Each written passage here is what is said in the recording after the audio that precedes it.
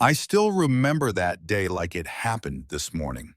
The air was heavy with summer heat, the kind that makes your shirt stick to your back and your patience wear thin. I'd been running on coffee and stubbornness, trying to keep my head down at work, just minding my business. But life has a funny way of putting you in the middle of storms you didn't start. It all began in the lobby of the Holloway Hotel, this shiny glass-covered beast of a building right in the middle of downtown Riverton. I've been working there for about a year, nothing fancy, just the kind of job where you learn to smile through clenched teeth and pick up on who's tipping you and who's just tossing crumbs to feel powerful. And that afternoon, my shift was about to become a scene I would never forget. I was polishing the counter when they walked in, the Haverfords. Picture every rich family stereotype you've ever seen in movies, then double it. Crisp, closed voices, just a little too loud, like they wanted everyone to know they belonged at the top of the food chain. And me, I was just the help, or so they thought. The mother, Patricia, leaned in close to her husband and whispered, "Not nearly quite enough. Hope she knows we don't want the cheap wine here." Her eyes cut over to me for half a second, just long enough for me to feel the sting before she looked away, like I was a smudge on the window. I swallowed the heat in my chest and kept my tone even. "Welcome back to the Holloway. Will you be dining with us tonight?" Her son, mid-20s, a smug grin plastered across his face, chuckled under his breath. "Dining here, please. We have standards." I should have just smiled and moved on, but something in me twisted. I dealt with people like this my whole life. People who decided my worth before I even opened my mouth. And I'd always let it slide. But that day, my patience was paper thin. Of course, I said, tilting my head just enough to make him notice. "Wouldn't want to ruin your delicate palate." His grin faltered. Patricia's eyebrows shot up. The tension hung in the air for half a beat before they swept past me like I didn't exist. Later that evening, I was called upstairs, which never happened unless something went wrong. Turned out the Haverfords had demanded someone competent to serve in the private dining room. And guess who management sent me? When I walked in, their conversation stopped. Patricia gave me a look like she'd just bitten into something sour. "You again," she said flatly.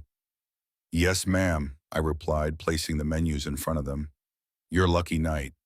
Her husband Charles laughed like I just told a punchline to some private joke. "Do you know who we are?" I met his eyes. "Do you know who I am?" My voice was calm, but I could feel my heart pounding in my ears.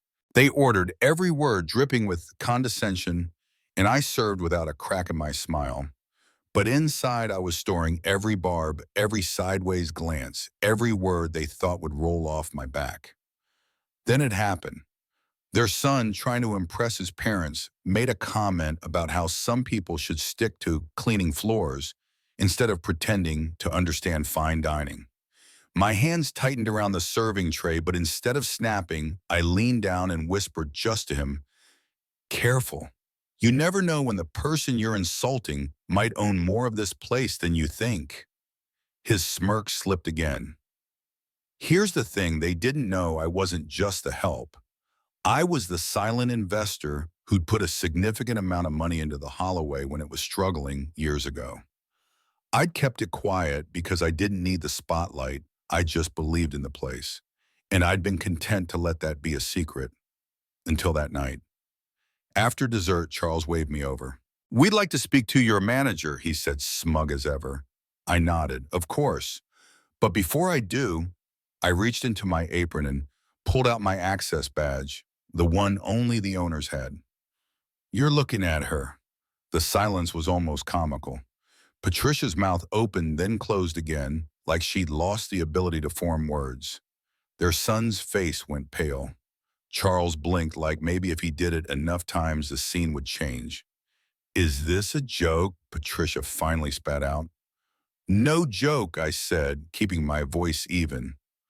"I helped save this hotel, and tonight I had the privilege of serving you myself. Consider it a personal touch."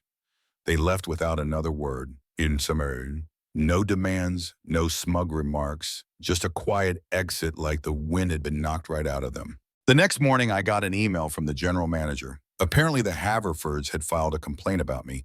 But when the board saw the footage and read my report, it was their membership in our exclusive dining club that got revoked permanently. A week later, I was in the lobby again when Patricia walked in alone. She didn't meet my eyes at first, but when she did, something had shifted. I misjudged you, she said quietly. And for what it's worth, I'm sorry. I didn't smile. I didn't say it was okay. I just nodded and went back to my work. Because some apologies aren't about making it right. They're about the person trying to make themselves feel better. Still, I'll admit there was a strange satisfaction in knowing they'd never forget that night. That the next time they looked at someone in a service uniform, they might think twice before assuming they knew their story. See, that's the thing. People think power is loud. They think it's in the titles, the money, the way you talk down to someone. But real power, it's quiet. It's in knowing you don't have to prove anything until the right moment comes along. And when it does, you don't just speak, you make sure they remember your voice for the rest of their lives. So yeah, that night wasn't just about me standing up for myself. It was about showing them and maybe reminding myself that no one gets to decide your worth unless you hand them the pen. Now, I'm curious, if you were in my shoes, would you have stayed quiet and taken the high road? Or would you have done exactly what I did? Drop your thoughts in the comments, because I think this is one of those moments where right and wrong depends on the story you've lived.